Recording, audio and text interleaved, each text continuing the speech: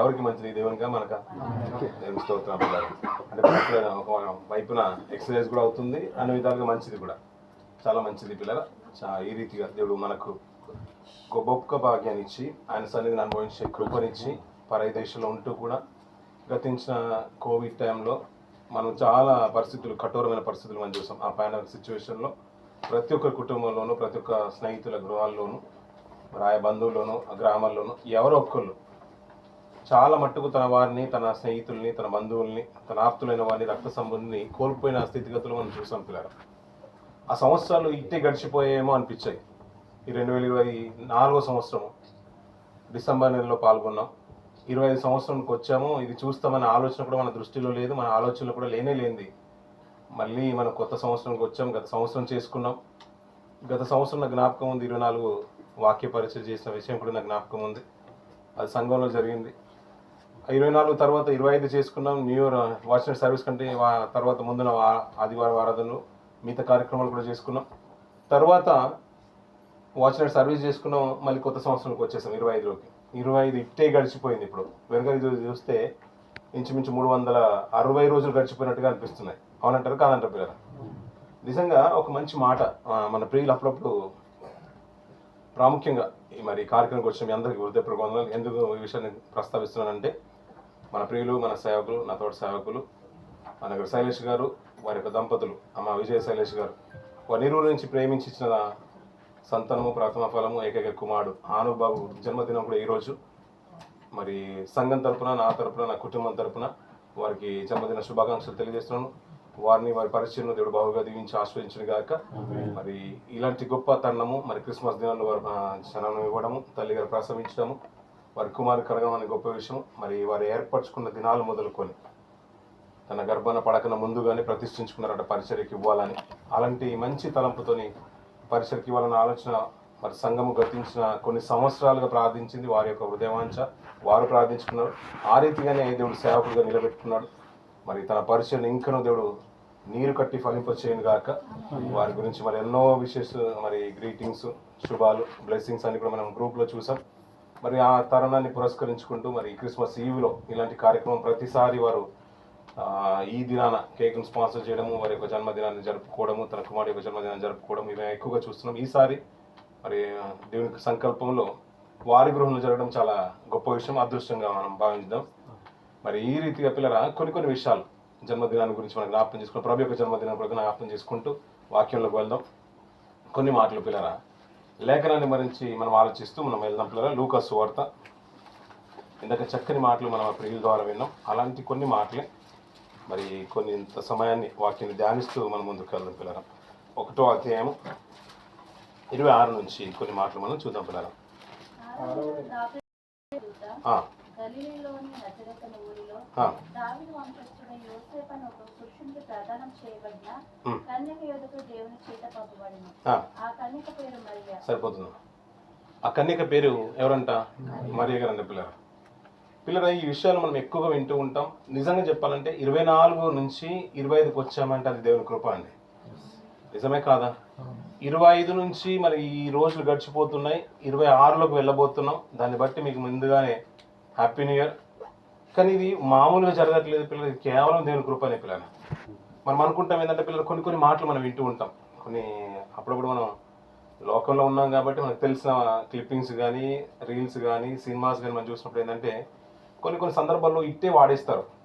మన శత్రువు మీద మాట్లాడుతున్నప్పుడు కానీ, పగవారి మీద గురించి మాట్లాడుతున్నప్పుడు కానీ, నీ మీదికి కనుక నేను వస్తేనంట ఆ దేవుడు కూడా ఆపలేడంట. అంటే ఇలాంటి మాటలు మనం వింటుంటాం కదా పిల్లగా. నేను కనుక పగ తీర్చుకోవడం ప్రారంభం చేస్తేనంట, నేనే అనుకుంటేనంట ఇంకా 3 లోకాలు కాదు, ఆ దేవుడు కూడా నన్ను ఆపడం నీ తరం కాదంటారు. అలాంటి మాటలు మనం ఎక్కువగా వింటూ ఉంటాం. నిజమే కదా పిల్లలు? అలాంటి వాడిని మన దేవుడు కూడా అంటే ఆపలేడేమో అనిపించింది. అవునంటారా కాదంటారు పిల్లరా? కాబట్టి దేవుడు దాకా మనం వెళ్ళిపోతాం పిల్లరా. దేవుడికి చాలా చాలా చాలా చిన్న విషయం పిల్లరా, చాలా చిన్న విషయం దేవుడు ఆపాలంటే. దేవునికి చాలా చిన్న విషయం. మనిషి యొక్క ఆయుష్ గురించి మనం మాట్లాడుకున్నా, బ్రతుకుల గురించి మాట్లాడుకున్నా అది చాలా స్వల్పమైంది. అందుకని నరుని జ్ఞాపకం చేసుకుంటే ఒక మనుషుడు ఏ పాటి వాడు అంటాడు పిల్లగా. ఆ విషయం కనుక నిజంగా అర్థమవుతూ ఉంటే ఏ రోజు కూడా దేవుణ్ణి మనం తక్కువగా మాట్లాడడం, అతని గురించి, ఆయన గురించి అనాలోచితంగా కూడా మనం మాట్లాడడం పిల్లగా. కొన్ని విషయాలు మనం లోతుగా మాట్లాడుకుంటే మన గుండె అంట పిల్లరా చిన్నదిగా ఉంటుందంట, చిన్నదిగా ఉంటుందంట. అప్పుడప్పుడు అది పంపింగ్ ఆగిపోతుంది. అంటే అది ఆగిపోతే మనిషి చనిపోతారంట పిల్లరా, నిజమంటారా? కొన్ని తీవ్రమైన రోగాలు వస్తుంటాయి, ఇది వస్తే మనిషి చనిపోతాడనే విషయాలు మనం ఎక్కువగా వింటూ ఉంటాం పిల్లరా. ఆ వచ్చినప్పుడంట కంపల్సరీ వైద్యం అవసరం అంట. ఆ వైద్యుడు కూడా చివరికి ఏంటంటే అంటే హోప్ అనేది దేవుడి మీద పెట్టుకోండి, మా చేతుల్లో కూడా లేదంటారంట. ఏమన్నా విన్నారు ఎప్పుడైనా మాటలు? విన్నారు కదా, మీరు అందరూ అక్కడి నుంచి వచ్చాం, మనం కూడా అక్కడి నుంచి వచ్చాం కాబట్టి మన వారి గురించి మనం ఎక్కువ వింటూ ఉంటాం. అంటే కొద్దిగా ఏదైనా అనారోగ్యం కలిగితేనే మనిషి తన ఆయుష్ను నిలబెట్టుకోలేడు.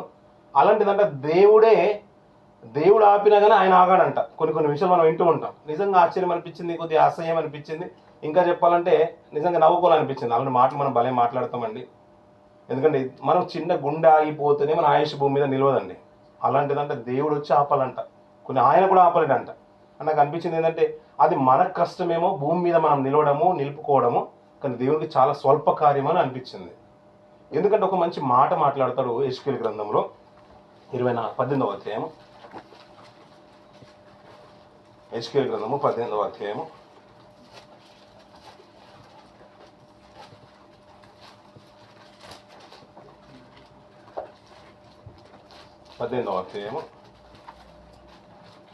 4వ వచనం చూడండి పిల్లలు. మనుషులందరూ నా వశములో ఉన్నారు, తండ్రులేమి కుమారులేని. సరిపోతుంది పిల్లరా. మనుషులందరూ ఎవరి వశంలో ఉన్నారంట? దేవుని వశంలోనే ఉన్నారంట పిల్లరా. అంటే మనం ఆయుష్ ఈ సంవత్సరం నుంచి వచ్చే సంవత్సరం వెళ్తున్నామంటే ఎవరు అనుగ్రహిస్తున్నారు? ఇప్పుడు దేవుడే అనుగ్రహిస్తున్నారు. కొన్ని విషయాలు మనం గుర్తుంచుకునే విషయం ఏంటంటే మనం ఎప్పుడు కృతజ్ఞత గుడికి పెట్టుకుంటాం?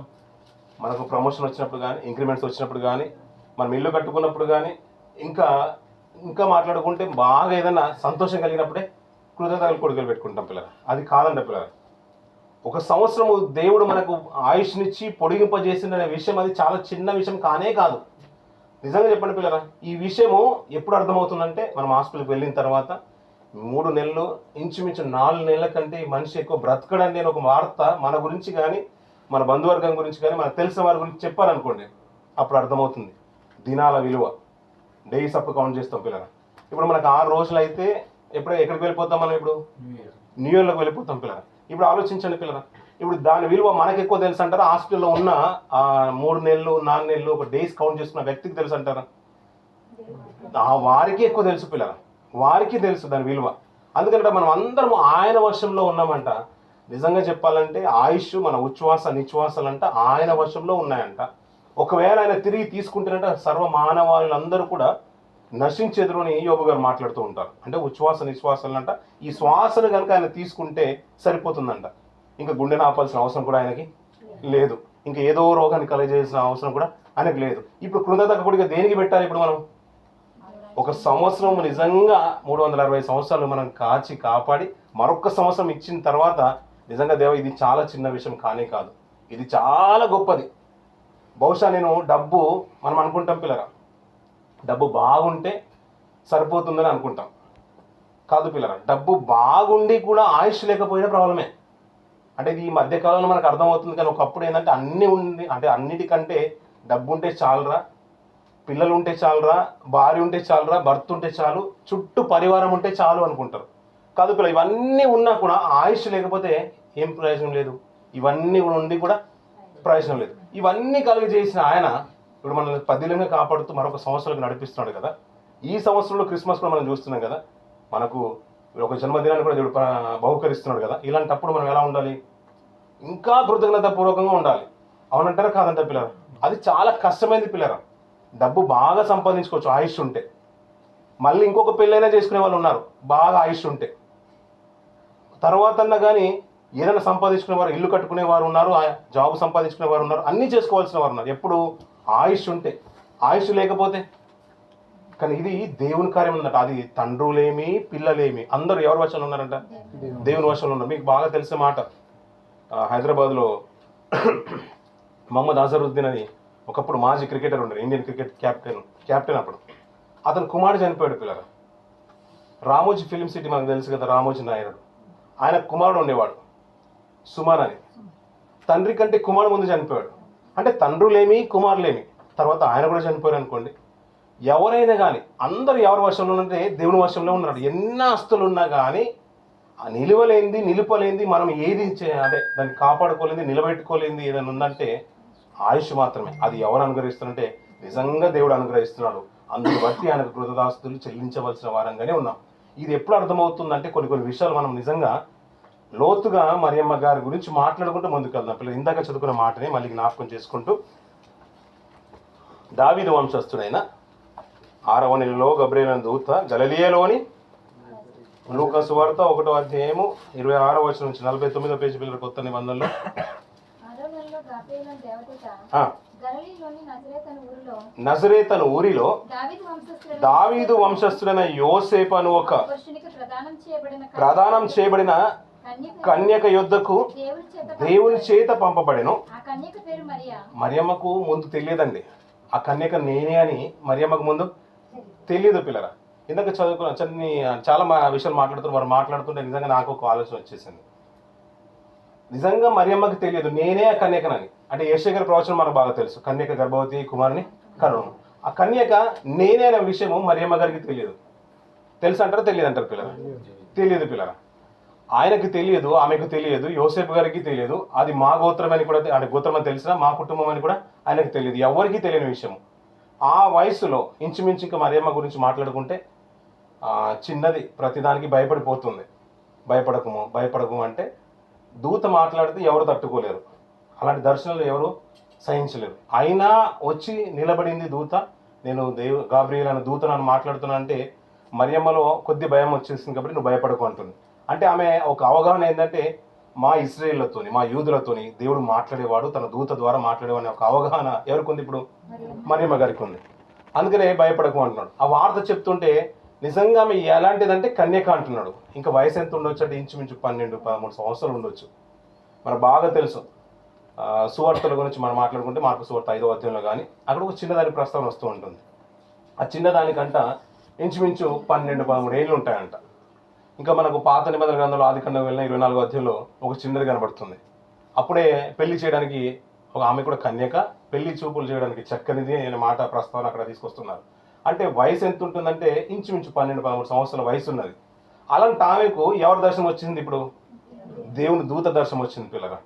అంటే ఆ కన్యక ప్రవచనాలు అన్నీ కూడా మేము ధర్మశాస్త్రం చదువుకున్న వారము, ఎప్పటి నుంచో వింటున్న వారము. ఆ కన్యక నేనే అనే వార్త ఆమెకు ముందు ఎప్పుడు కూడా పరిగణలో కూడా లేదు, తన ఊహలో కూడా లేదు. అయినా కానీ ఆ దూత చెప్పినప్పుడు భయపడిపోతుందంట పిల్లరా. భయపడిపోతున్నప్పుడు జరుగుతున్న పరిణామాలు చూడండి పిల్లరా.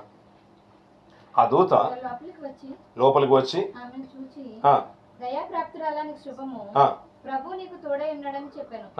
ఆమె ఆ మాటకు బహుగా తొందరపడి ఈ శుభవచనం ఏమిటో అని ఆలోచించుకొనిచుండగా దూత మరియా భయపడకము. మళ్ళీ చెప్తున్న మాట ఏంటంటే మళ్ళీ భయపడకు అంటుంది. అంటే ఇందులో మరియమ్మ భయపడుతుందా లేదంటారు. మీరు ఆలోచించండి పిల్ల, ఒక 10th క్లాస్ ఇంటర్మీడియట్ చదువుతున్న ఆడపిల్ల, ఒక చిన్న బిడ్డ ఎలా ఉంటుంది తన ఆలోచనలన్నీ కూడా తల్లిదండ్రుల మీద పూర్తిగా డిపెండ్ అయిపోతారు. మమ్మీ అన్ని టిఫిన్ చేసి పెడితే క్యారీ బ్యాగ్ పట్టుకొని స్కూల్కి వెళ్ళడం, రావడం, హోంవర్క్ చేసుకోవడం అది ఉంటుంది. స్కూల్ అయిపోయింది కానీ కొత్తగా కాలేజీకి వెళ్తుంది. ఆ టైంలో దూత వచ్చి దర్శించింది అనుకోండి, ఎలా ఉంటుంది తన ఆలోచనలు? ఇట్టే భయపడిపోతుంటారు. ఇక తల్లిదండ్రులు లేకుండా ఇంకా ఎవరితో మాట్లాడే మాట కూడా ఉండదు ఒక కూతురిది. అలాంటిది తన తల్లి వెనకాల ఉండి సపోర్ట్గా నిలబడుతుందన్న వార్త మరియమ్మ గారి విషయంలో మనం విన్నాం. మరియమ్మ గారి తండ్రి అమ్మ నువ్వు బాగా వెళ్ళరా నేను చూసుకుంటానని సపోర్ట్ ఇచ్చినట్టుగా కనిపించదు. చరిత్రలో కూడా కనిపించదు, లేఖనాలు కూడా ఇక్కడ కనిపించదు. మరియమ్మ గారి తల్లి ప్రస్తావన రాదు, మరియమ్మ గారి యొక్క తండ్రి ప్రస్తావన కూడా రాదు. నిజంగా చెప్పాలంటే ఇంకా వెనకాల ఉండి ఎవరు నెట్టినట్టుగా కూడా కనిపించట్లేదు, ఆదరించినట్టు కూడా కనిపించట్లేదు. ఎందుకు జకరియా గారి దగ్గరికి వెళ్ళింది, వారి కుటుంబం దగ్గరికి వెళ్ళింది, ఎలిజబెత్ గారి దగ్గరికి వచ్చిందంటే నాకు అనిపించిన మాట ఏంటంటే బహుశా అతనికి నిజంగా తల్లిని ఆదరించడానికి ఎవరూ లేరేమో అనిపించింది. ఆమె యుక్త వయసులో ఉన్నప్పుడే, యవన కాలంలో ఉన్నప్పుడు ఆ 12వ ఏట నుంచి కూడా తన చుట్టూ పరివారం ఎవరు లేరేమో అనిపించింది.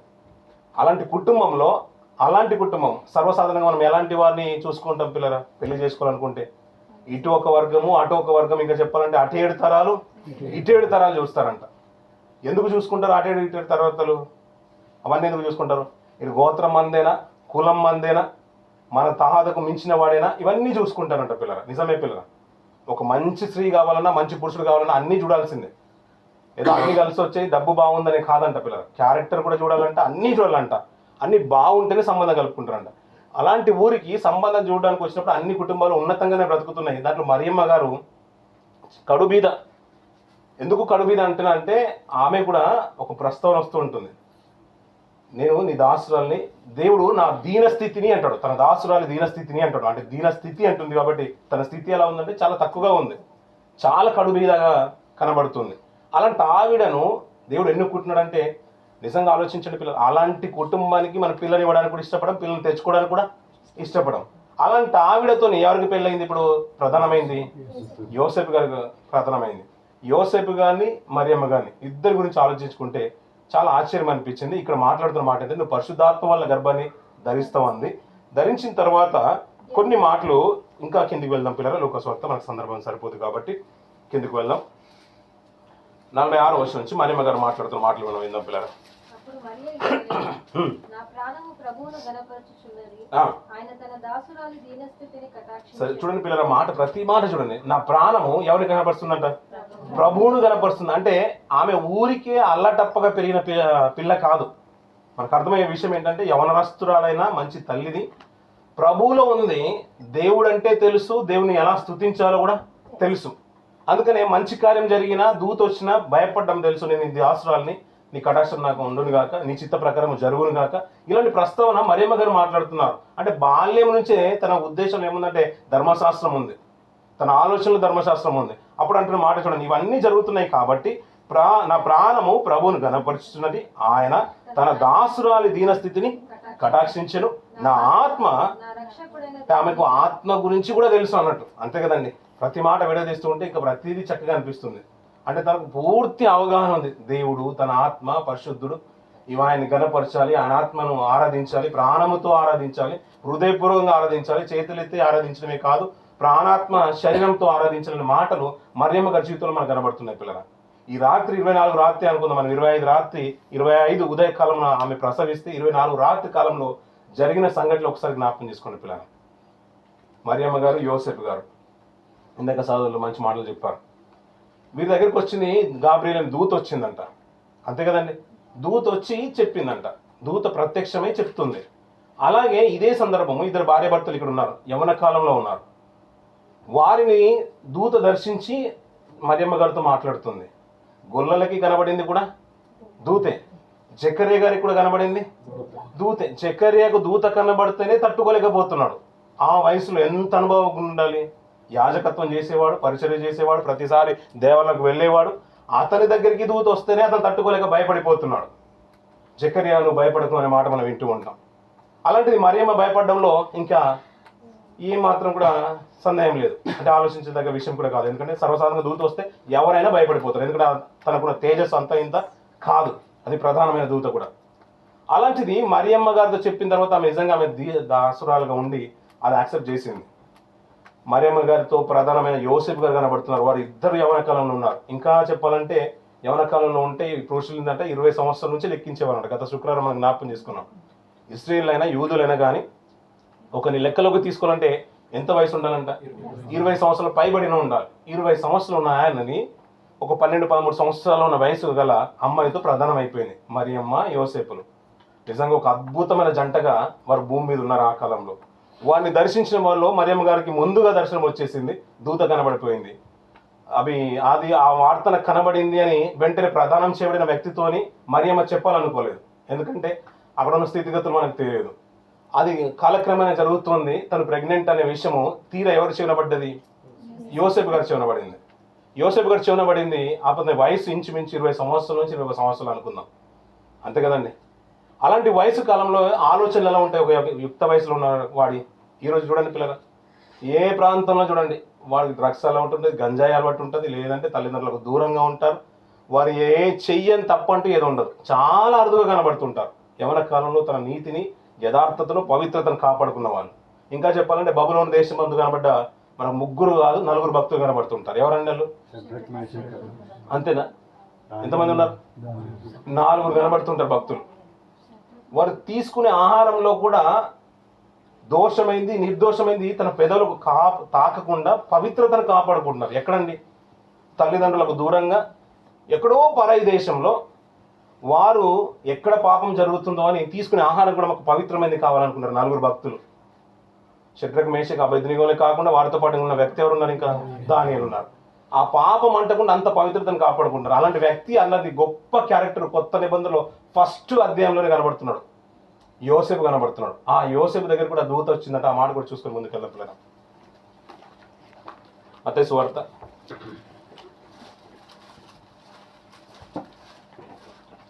19వ వచనం నుంచి కూడా చూడండి పిల్లలు. ఆమె భర్త అయిన యోసేపు నీతిమంతుడై ఉండి ఆమెను అవమానపరచనొల్లక రహస్యముగా ఆమెను విడనాడ ఉద్దేశించాడు. సరిపోతుంది పిల్లలు. చూడ పిల్లలు, ఆమె భర్త అయిన యోసేపు నీతిమంతుడై ఉన్నాడు. ఎలాంటి వాడంట? ఏమంటే అప్పుడప్పుడు మనం ఉన్న ధనవంతుడి గురించి మనం విని ఉంటాం బాగా. అంటే పెళ్లి చేస్తున్నారంటే ఒక జాబ్ వచ్చేసిందండి, పెళ్లి చేయొచ్చు అనే మాటలు మనం వింటూ ఉంటాం. పర్లేదండి వాళ్ళ ఫాదర్కి మంచి ప్రాపర్టీస్ ఉన్నాయి, పెళ్లి చేసిన ఒక గాడిలో పడతలే, గాడిలో పడిపోతలే అని మాటలు మనం వింటూ ఉంటాం. లేదండి మంచి క్యారెక్టర్ ఉన్నాడండి, ధనం లేకపోయినా పర్లేదు, డబ్బు లేకపోయినా పర్లేదు, ఆస్తులు లేకపోయినా పర్లేదు, జాబ్ లేకపోయినా పర్లేదు, పెళ్లి చేసేద్దాం అనుకుంటారు పిల్లలు. చాలా అరుదుగా కనబడుతుంటాయి ఇలాంటి సంఘటనలు. అలాంటి ఆయన గురించి మాట్లాడుతూ మాట ఏంటంటే 20 సంవత్సరాల లోపు ఉన్న వ్యక్తి, అంటే 25 సంవత్సరాల లోపు ఉన్న వ్యక్తి గురించి, అతని క్యారెక్టర్ గురించి దేవుడు చెప్తున్న మాట ఏంటంటే అతడు నీతిమంతుడు అంట. ఎవరు చెప్పారంటే ఈ మాట? మరియమ్మ చెప్పట్లేదు. దేవుడు చెప్తున్న మాట ఏంటంటే మనకు దావీదు గురించి మనకు తెలుసు, దానియేలు గురించి తెలుసు. నువ్వు బహుప్రియుడవు, దేవతల ఆత్మకలం ఉన్నవాడవు, అంతేకాదు దావీదు నా ఇష్టానుసారమైన మనుషుడు, అతను నా ఉద్దేశాలన్నీ కూడా సఫలపరిచిన వ్యక్తి, మోస మిక్కిలి సాత్వికుడు అనే మాటలు మనకు ఎక్కువగా తెలుసు. వారినే ఎక్కువగా మనం హైలైట్ చేస్తూ ఉంటాం. కానీ నీతిమంతుడైన ఏ రీతిగా పాత నిబంధనలో అబ్రాహాం గురించి మాట్లాడుతున్నాడో అలాంటి క్యారెక్టర్ గురించే ఇక్కడ యోసేపు గురించి మాట్లాడుతున్నాడు. యోసేపు నీతిమంతుడు అంట పిల్లలు. అలాంటి నీతిమంతుడంట ప్రదానం చేయబడిన తర్వాత భార్య మీద ఒక కలంకం వచ్చిందనే మాట తన చెవిన పడగానే తన ఆలోచనలన్నీ కూడా ఆలోచించుకుంటూ ఉంటే తన దర్శనంలో వచ్చిందట. ఎవరు వచ్చారు ఇప్పుడు మరియమ్మ గారి దగ్గరికి ఎలా వచ్చింది? మరియమ్మ గారి దగ్గరికి ఎవరు వచ్చారు? దూత వచ్చింది. ఎలా వచ్చింది? దర్శనంలో వచ్చిందా? ప్రత్యక్షంగానే వచ్చింది. జకరియా గారి దగ్గరికి ఎలా వచ్చింది?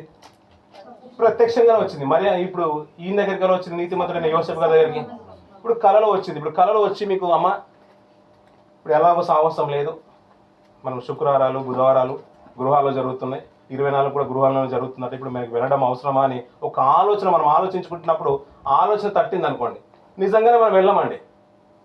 అంటే దేవుడు భలే ఆలోచన పుట్టించేసాడని మనం అనుకుంటాం, మనం ఫిక్స్ అయిపోతాం, మరో సాహసమే అనుకుంటాం. అవునంటారు కాదంటారు పిల్లలు?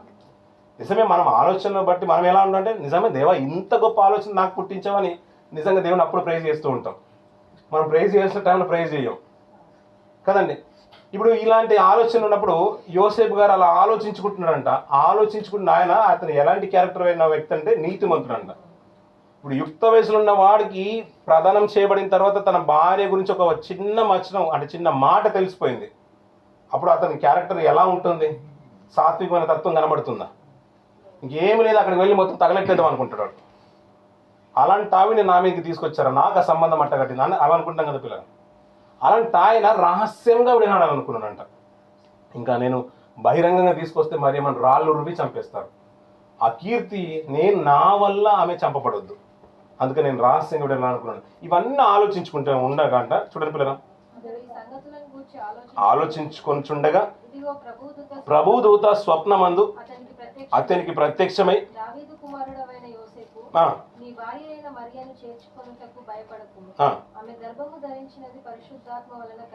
సరిపోతుందా? మా కిందికి 24 వర్షం కూడా చదమ్మా. యోసేపు నిద్ర మేలుకొని ప్రభుదూత తనకు ఆజ్ఞాపించిన ప్రకారం చేసి తన భార్యను చేర్చుకొని ఆమె కుమారుని కను వరకు ఎరగకుండెను. సరిపోతుంది పిల్లలు. ఇప్పుడు ఎక్కువగా చదువుతున్న మాటలే పిల్లలు, ఇది ఎప్పుడు ప్రతి సంవత్సరం చదువుతున్న మాటలే. ఇక్కడ మాట చూడండి పిల్లలు, దూత అలా ఆలోచించుకుండగానే గబ్రియలు దూత తన దర్శనంలో కనబడి చెప్తుందంట, ఇది పరిశుద్ధాత్మ వలన కలిగింది, నీ భార్యను చేసుకోవడకు నువ్వు భయపడకు.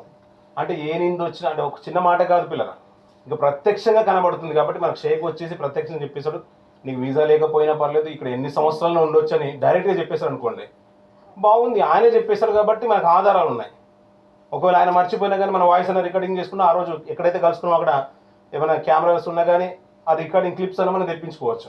దర్శనంలో చెప్పాడు అనుకోండి షేక్, లేదు నువ్వు ఇక్కడ ఎన్ని సంవత్సరాలు ఉండొచ్చు, ఏ కంపెనీలో వీసా స్టాంపింగ్ చేయించుకోవద్దు, ఇల్లీగల్గా నేను ఫ్లాట్లో ఉండి ఏ రెంట్ కట్టొద్దు, ఫీవా కట్ అయినా నేను చూసుకుంటాను, ఇలా చెప్పాడు అనుకోండి, మనకి ఎంత ధైర్యంగా ఉంటుంది పిల్లలు? అదే ధైర్యం ఉంటుందా?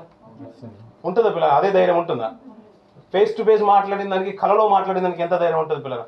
ఏమన్నా వాళ్ళు ఎంతగా దేవుడి మీద ఆధారపడి ఉంటారు పిల్లరా. యవ్వన కాలము, యుక్త వయసు, ఇంకా అప్పుడే ఒక 10th క్లాస్ ఇంటర్మీడియట్ అయిపోతున్న ఒక ఆడపిల్ల, 20-21 సంవత్సరాలు ఉన్న యుక్త వయసు గల నీతిమంతుడైన యోసేపు దేవుడి మీద ఆధారపడ్డం చూడండి పిల్లరా. అన్నారు కదా మన ప్రియులు, అంటే దేవుడు వాడుకోవాలనే మాట మాట్లాడేస్తారు కదా. నిజంగా అనిపించింది. అంటే దేవుడు వాడుకోవాలంటే మనకు గొప్ప తహాదాలు మనం ఎత్తుకుతాం పిల్లరా. మనకు సంబంధాలు అంటగట్టుకోవాలనుకున్నా, మన సంబంధం చూసుకోవాలన్నా గొప్ప కుటుంబాల నుంచి రావాలనుకుంటాం, ధనికులు కావాలనుకుంటాం, మంచిగా ఎడ్యుకేషన్ క్వాలిఫికేషన్ ఉంటే బాగుండు అనుకుంటాం, జాబ్ ఉంటే బాగుండు అనుకుంటాం. అంటే దేవుడు చూడాలనుకున్నా కానీ ఇలాంటివే కావాలనుకుంటారా? అందుకని ఒక కొరింథీయుల రాసిన పత్రికలో ఒకటో కొరింథీయుల రాసిన పత్రికలో పౌలు ఒక మంచి మాట మాట్లాడతారు పిల్లరా.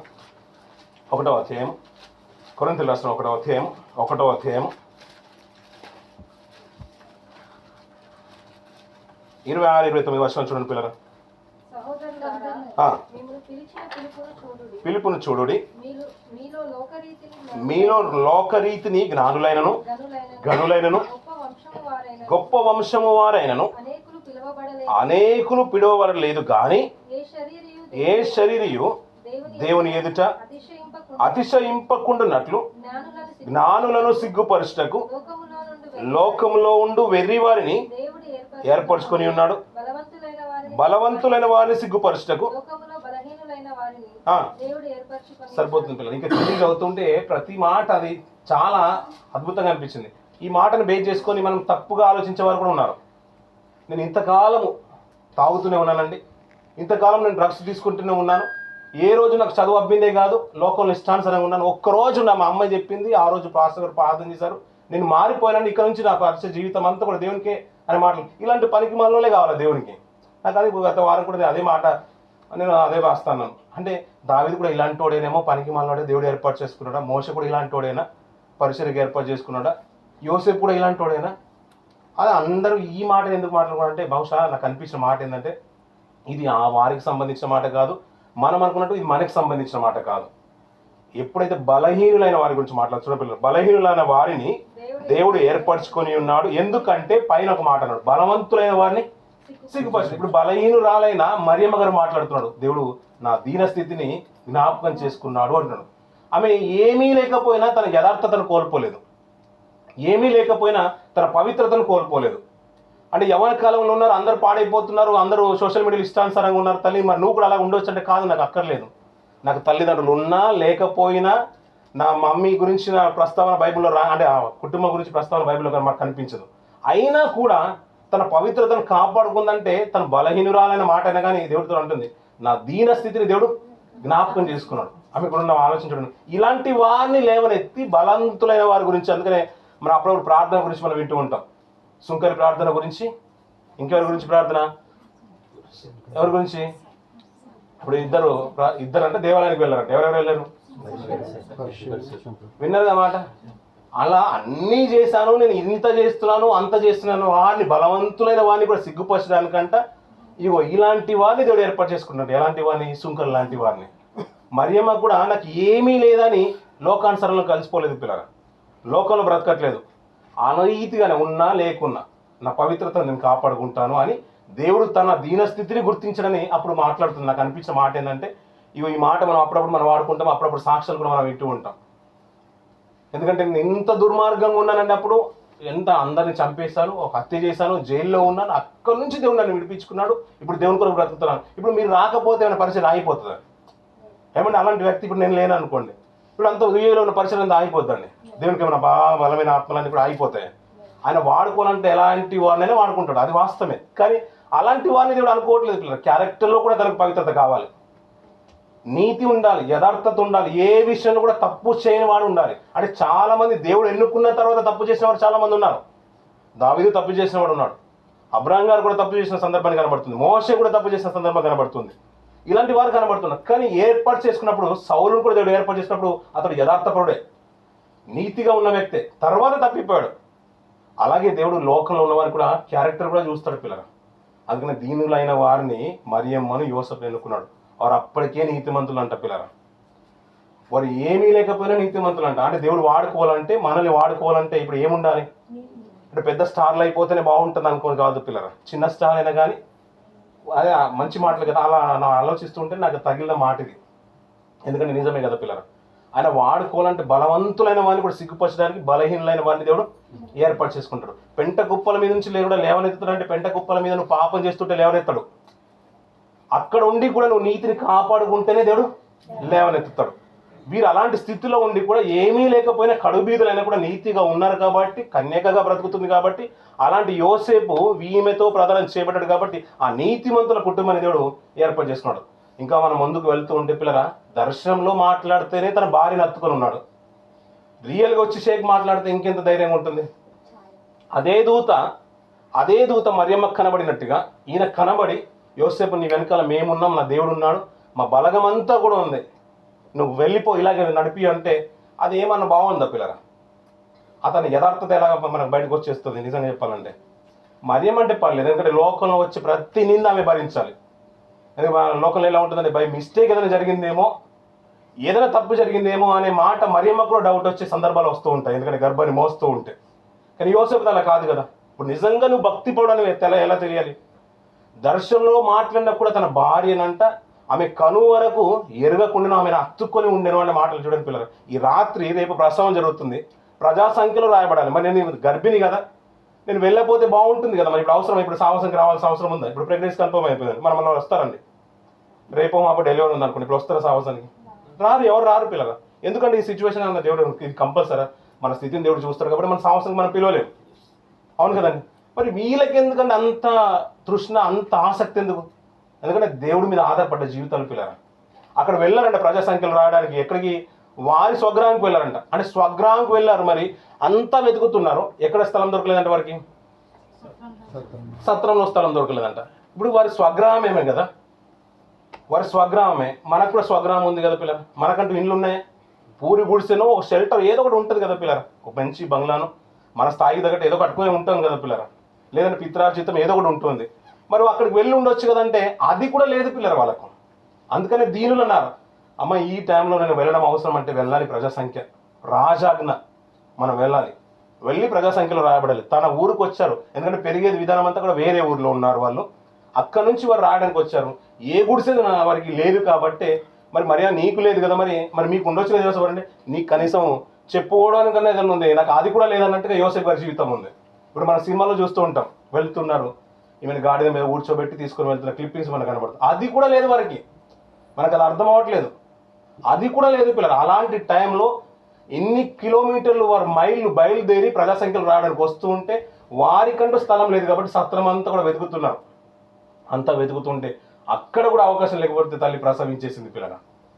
అలాంటి తరుణంలో ఈ రాత్రి కాలంలో తెల్లవారుజామున ప్రసవించేసింది అనుకోండి, ఆమె తీసుకొని పెట్టి ఆ బిడ్డను పెట్టడానికి మరియమ్మను అలా ప్రసవించిన తల్లిని దాచడానికి స్థలమే దొరకట్లేదు పిల్లగా. అలా స్థలం దొరకలేని స్థితిలో పశువుల తొట్టిలోకి వెళ్ళి బిడ్డను పొట్టిగుట్టలు చుట్టి ఆ తొట్టిలో పెట్టే పరిస్థితి వచ్చేసింది. ఏ రోజైనా మనం పెట్టాలనుకుంటాం పిల్లగా.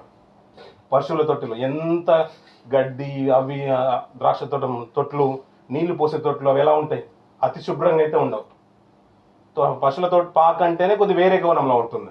అలాంటి ప్లేస్లో ఎందుకంటే దర్శనం కూడా ఎంత అద్భుతంగా ఉందంటే, సర్వోన్నతుని కుమారుడు, నీ కుమారుడు అనబడడు, యోసేపు కుమారుడు అనబడడు, మరియమ్మ గారి కుమారుడు కూడా అనబడు. రానున్న రోజులో సర్వోన్నతుని కుమారుడు అనబడతాం. మరి అలాంటి కుమారుడు అన్నప్పుడు ఇంకా ఎంత గొప్పగా ఉండాలి షెల్టరు, ఇంకా అద్భుతం ఉంది. మనకు షేక్ తెలుసు, మరి బాగానే ఉంది. మరి షేక్ తెలిసే ప్రయోజనం ఏంటి? ఆయన వెనకాల నీకు కూడా ఒక ల్యాండ్ క్రూజర్ ఉంటే బాగుంటుంది కదా. మరి ఇప్పుడు మనం కూడా కింద మరి చిన్న సైకిల్ వేసుకుని ఆయన వెనకాల వెళ్తుంటే ఎంత ఘోరంగా ఉంటుంది. ఇప్పుడు వీళ్ళ పరిస్థితి చూడండి పిల్లలు. దర్శనం ఇచ్చిందేమో దూత, దేవుని యొక్క సంకల్పం కొరకు రక్షకుడు వస్తున్నాడు. మరి అలాంటప్పుడు ఇంకెంత ఉండాలి, రెడ్ కార్పెట్ ఉండాలి కదా. ఎందుకంటే కడు దీన స్థితిలో ఉండి కూడా వారు ప్రతి దాంట్లో కూడా ఎంత నిబద్ధత, నీతితో ఉన్నారు పిల్లగా. ఆ రాత్రి తనను మోయలేక తీసుకుని నడిపిస్తూ ఉంటే ఏ ప్రాంతంలో ఏ స్థలంలో ప్రసవించిందో తెలియదు. అంతటి ఘోరమైన స్థితిని ఎవరైనా అనుకుంటున్నారంటే యోసేపు గారు చూస్తున్నారు ఇదంతా. ఇప్పుడు మరియమ్మ గారు ఒక కోణం అంతా కూడా మనకు బాగా తెలుసు. ఆమె పక్కన పెట్టినా కానీ, నా భార్య నేను కూడా కన్నా ముందే గర్భిణి అయింది, నేను విడనాడాలనుకున్నాను, కలలో చెప్పిన మాట బట్టి నేను లోబడుతున్నాను, ఆమెను నేను మోసుకొని వెళ్తున్నప్పుడు ఈ ప్రజా సంఖ్యలు రాబడిన రోజే ఈమె ప్రసవించాలన్నా, ఏ రోజు కూడా ఈ గర్భంలో ఉన్న బిడ్డ నా బిడ్డ కాదనుకోలేదు పిల్లల. అలా అనుకొని ఉంటే తల్లి ప్రసవించేది కాదు నిజంగా చెప్పాలంటే. ఏమంటే దర్శనంలో మాట్లాడితేనే అంత నిబద్ధత ఉంటే, అంత నీతి ఉంటే, నిజంగా ఆలోచన ఒక ప్రత్యక్షంగా మాట్లాడుంటే అతను ఇంకెంతలా చూసుకునేవాడేమో బహుశా. ఏమన్నా అంత చెప్పుకోవడానికి కూడా అంత అవకాశం ఇవ్వలేదండి. అతను దర్శనంలో మాట్లాడినా, ప్రత్యక్షంతో మాట్లాడినా నాతోనే మాట్లాడిందని ఆ బిడ్డ గర్భంలో ఉన్న బిడ్డ నా బిడ్డ కాదనుకోలేదు పిల్లలు, అది నా బిడ్డ అన్నట్టుగా తన భార్యను కాపాడుకుంటూ తీసుకుని వెళ్తున్నట్ట పిల్లల. అప్పుడప్పుడు చూస్తుంటాం కదా పిల్లల, లోకంలో ప్రెగ్నెన్సీ భార్యను తీసుకుని వెళ్తుంటే ఆశ్చర్యం అనిపిస్తుంది. డెలివరీ టైంకి ఉండాలని, వాడిని నడిపించాలని, ప్రతిసారి ఆమెకి ఒక సీటే వేరేగా ఇస్తూ ఉంటారు, అన్ని దగ్గరికి తీసుకొచ్చి పెడుతూ ఉంటారు. రీసెంట్గా ప్రసవించిన వారి గురించి మనం వింటూ ఉన్నాం. మన ప్రియ సహోదరుల కుటుంబాల్లో కూడా ఇప్పుడు ప్రెగ్నెంట్గా ఉన్న లేడీలు మనం చూస్తున్నాం, వారి గురించి మనం ఆలోచిస్తూ ఉంటాం. నిజమే కదా పిల్లలు, మరో జన్మ అంటూ ఉంటారు. అప్పుడే ప్రసవించిన తల్లికి తన బిడ్డను పెట్టుకోవడానికి స్థలం లేదంటే పిల్లలు, ఆమె ఎంత కుళ్ళిపోయి ఉంటుంది అంటే కృంగిపోయి ఉంటుంది. నా పరిస్థితి ఇంత ఘోరంగా ఉంది, ఇప్పుడు నా బిడ్డను అలా పెట్టాలంటే తను కష్టమైనా పర్లేదు, ఆ నష్టమైనా పర్లేదు, నా బిడ్డను కంటానని ఎన్ని నిందలు వచ్చి ఉంటాయి. ఎన్ని నిందలైనా ఓర్చుకున్నది, కనేసింది.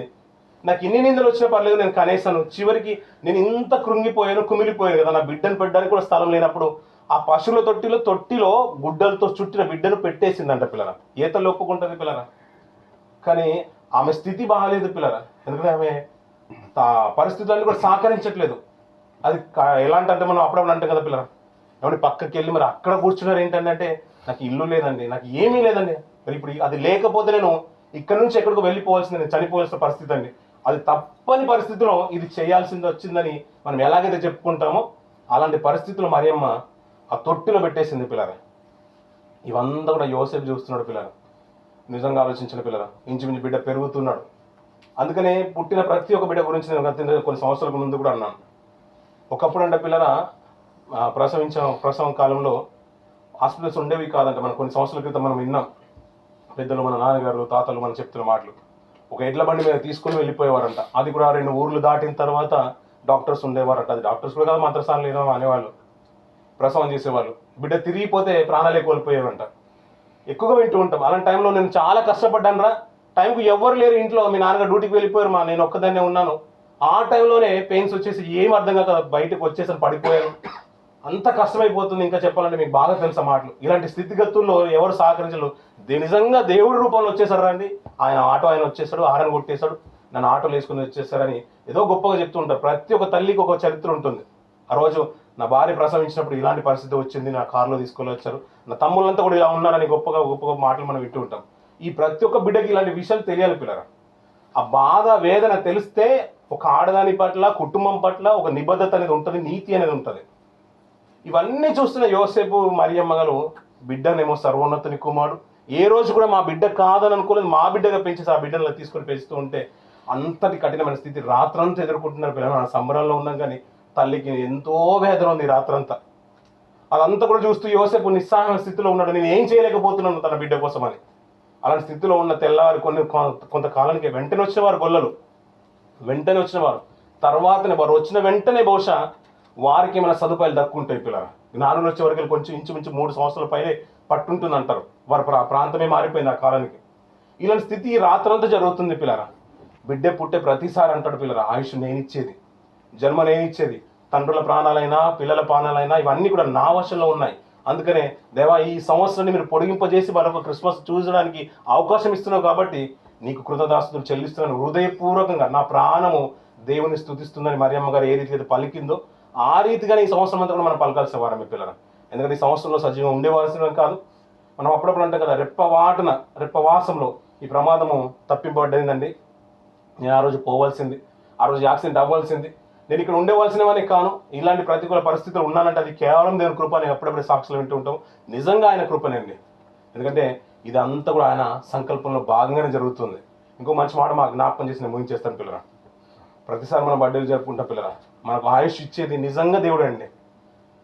సినిమా యాక్టర్స్ మనం అప్పుడప్పుడు మనం వింటూ ఉంటాం. బ్రహ్మానందం గారు మన గురించి తెలుసు, బాబుమోహన్ గారు తెలుసు. వాళ్ళ అబ్బాయి తనకంటే ముందుగా చనిపోయాడు పిల్లరా. కానీ ఇసుకే గారి గురించి మనం ఎక్కువగా ప్రార్థన చేస్తూ ఉంటాం. ఆయుష్ ఎవరు ఇస్తారనే విషయంకి వచ్చేసరికి వెళ్ళి ఇసుకే గారి గురించి మనం మాట్లాడుతూ ఉంటాం. ఆ ఇసుకే గారి గురించి ఆయన ప్రార్థన చేస్తూ గోడ తట్టు తిరిగి ప్రార్థన చేసాను అంటాడు. కన్నీళ్ళు విడిచి ప్రార్థన చేసిన వెంటనే, పోనీ నా కుమారుడు ప్రార్థన సాయం కోరాడు కదా, నేను విన్నాను, పోనీ నీకు ఇంకెన్ని సంవత్సరాలు ఇస్తానన్నాను, 15 సంవత్సరాలు ఆయుష్ని ఇచ్చేసాడంట. ఆయుష్ని ఇచ్చేసాను 15 సంవత్సరాలు అంటాడు. అలాగే ఇసుకే గారు గోడ తట్టు తిరిగి ప్రార్థన చేశాడు కాబట్టి మనం కూడా గోడ తట్టు తిరిగి ప్రార్థన చేద్దామంటే ఆయుష్ని ఇచ్చేస్తారు పిల్లలు. ఈ విషయం అర్థమైపోయి ఇప్పుడు యెరూషలేములో కూడా అలాంటి గోడ ఒకటి ఉంది, కూలిపోయిన గోడ, ఈ వేడుపుల గోడ అంటారు దాన్ని. వీపింగ్ వాల్ మన గురించి తెలుసు కదా పిల్లరా. అక్కడ వెళ్ళి అందరూ ఏడుస్తుందని ప్రార్థన చేస్తూ ఉంటారు పిల్లరా.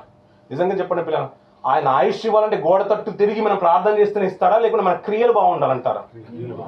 నిజమే కదా పిల్లరా. అదే మాట ఆ మాట రాస్తూ భక్తుడు రాస్తున్నారు దినవృత్తాంత గ్రంథంలో, 2వ దినవృత్తాంతం గ్రంథము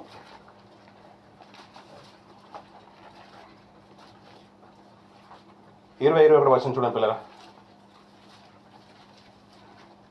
2వ దినవృత్తాంతంలో 29వ అధ్యాయం 20-21 వచనం.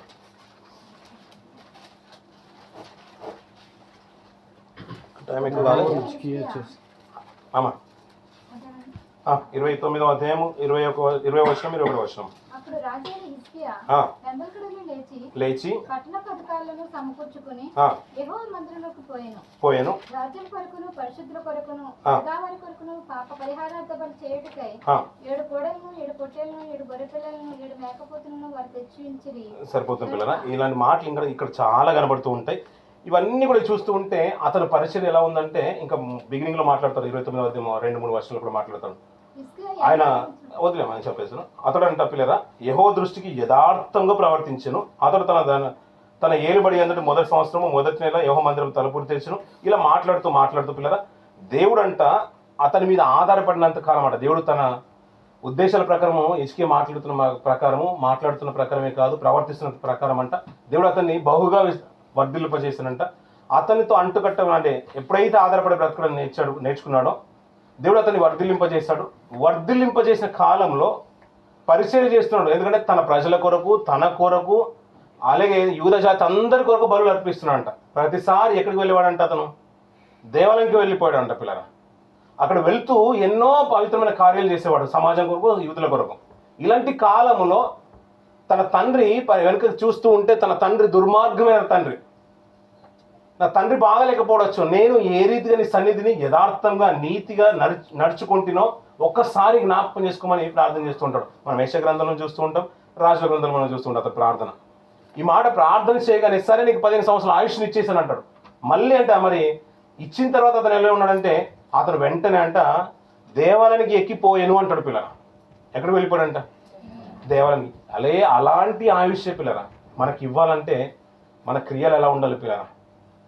హిజ్కియా ఏదో మామూలుగా 15 సంవత్సరాలు ఇచ్చేసారంటే అది అంత ఈజీ కానే కాదు. ఒక రోజు గడవాలంటే చాలా కష్టం పిల్లరా. 360 సంవత్సరాలు గడవాలంటే ఇంకా బహు కష్టం పిల్లరా. అందుకనే ప్రతి సంవత్సరం పిల్లరా ఏదో ఎక్కడన్నా ఉండండి, ఎలాంటి స్థితిలోనే ఉండండి, ఆయన కృతజ్ఞతాస్తుతులు చెల్లించడం మాత్రం మానొద్దు పిల్లరా. ఎందుకంటే వారి సేవకుల గర్భఫలంలో ఒక మంచి సేవకుని పుట్టించేశాడు, ఒక ఆయుష్ని ఇచ్చేసాడు, ఒక సంవత్సరం అనే దయాకీటని ఇచ్చేసాడు. కాబట్టి అతనికి కృతజ్ఞతాస్తుతులు చెల్లించవలసిన వారమే. మనము ఇంకా యానివర్సరీస్ చేసుకోకపోయినా, అంటే మ్యారేజ్ యానివర్సరీస్, ఇంకా పండుగ రోజున మన పబ్బాలకు భోజనాలు పెట్టినా పెట్టకపోయినా, ఇంకా చెప్పాలంటే మన ప్రమోషన్ వచ్చినప్పుడు మనం డబ్బులు ఇచ్చినా ఇవ్వకపోయినా, ఇంకా కార్యక్రమాలు చేసినా చేయకపోయినా, ఆయన ఇచ్చిన ఆయుష్ని బట్టి మాత్రం ఆయన కృతజ్ఞతాస్తుతులు చెల్లించాల్సిందే. డబ్బులు లోకంలో ఉన్న వారు ఎవరైనా ఇస్తారు పిల్లలు. మనకంటే కూడా ఎక్కువ డబ్బు కలిగిన వారు ఉన్నారు, వారు సంపాదించే వారు ఉన్నారు. అంటే ఇవన్నిటిని బట్టి మనకు అర్థమైంది ఏంటంటే ఆయుష్ మాత్రమే దేవుడు ఇచ్చేది. వృద్ధాప్యంలో ఉండి కూడా బహుకాలం మంచం పట్టిన వారు కూడా ఆయుష్ను కలిగి ఉన్నవారు మనకు కనబడుతున్నారు. అంటే ఇది ఎవరి చేతిలో ఉంది? డాక్టర్ చేతిలో మాత్రం లేనే లేదు. ఎవరు ఇస్తున్నారు? ఇప్పుడు దేవుడు ఇస్తున్నారు. అందరూ బట్టి మనం ఎల్లప్పుడూ ఆయన కృతజ్ఞతాస్తుతులు చెల్లించాలి. ఆ రీతిన రాత్రి కాలంలో ప్రసవించిన బిడ్డ ఎదుగుతున్నాడు. 12వ ఏట దేవాలయంలో ఉన్నాడు. తల్లిదండ్రులు విడిచిపెట్టి వెళ్ళిపోయారు. 2 రోజులు వెళ్ళిపోయిన తర్వాత ఏడ్చుకుంటూ వచ్చేసారంట. 2 రోజుల ప్రయాణం అయిపోయిన తర్వాత ఏడ్చుకుంటూ వచ్చేసారు. నా బిడ్డ కాదని ఏడవలసిన అవసరం ఎవరికి ఉంది? ఇప్పుడు మరియమ్మకు లేదు, యోసేపు కూడా లేదు. అయినా కానీ తమ బిడ్డగానే పెంచేస్తారంట పిల్లల.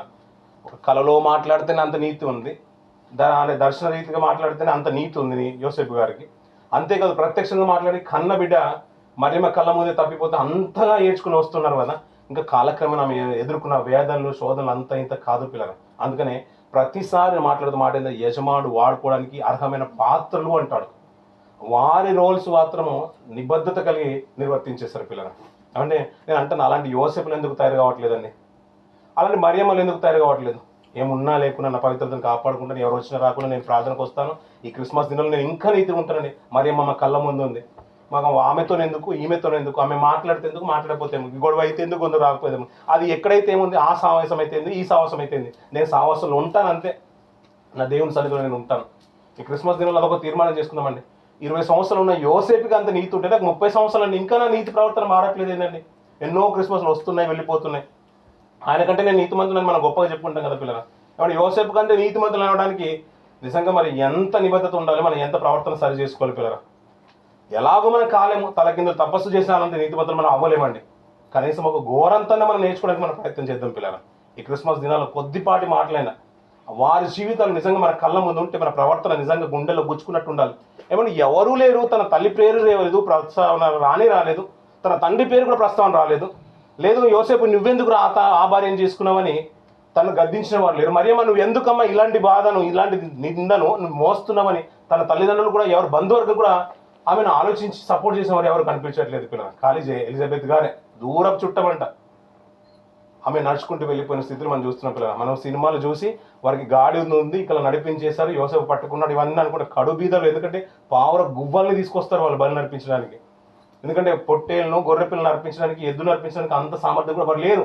అందుకని వారు దీనులు అంటారు. అందుకని దీనుల్ని దేవుడు ఎందుకు ఎన్నుకున్నా అంటే బలవంతులైన వాళ్ళని కూడా సిగ్గుపరచడానికి పిల్లలు. నిన్ను నన్ను ఎందుకు ఎన్నుకోగలడు పిల్లడు దేవుడు?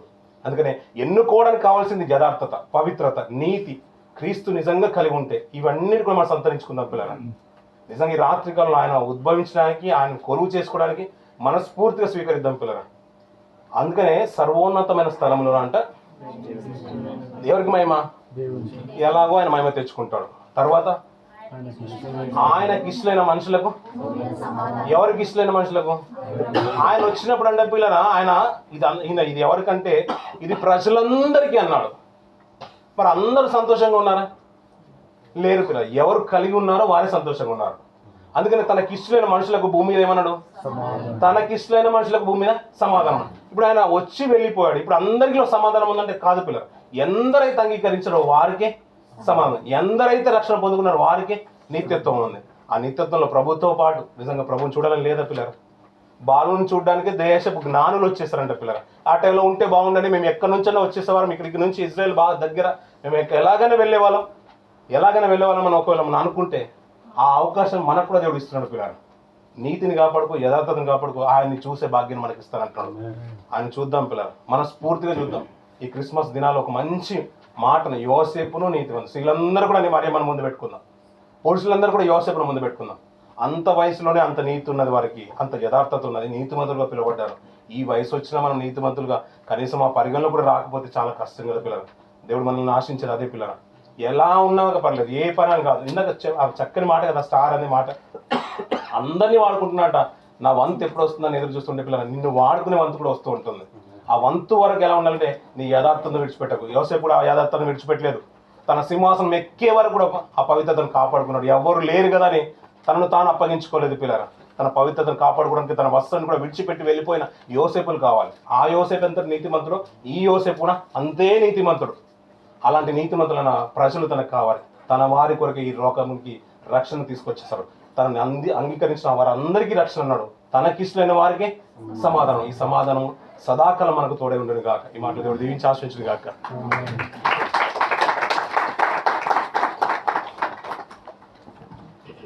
ప్రసాద్ గారు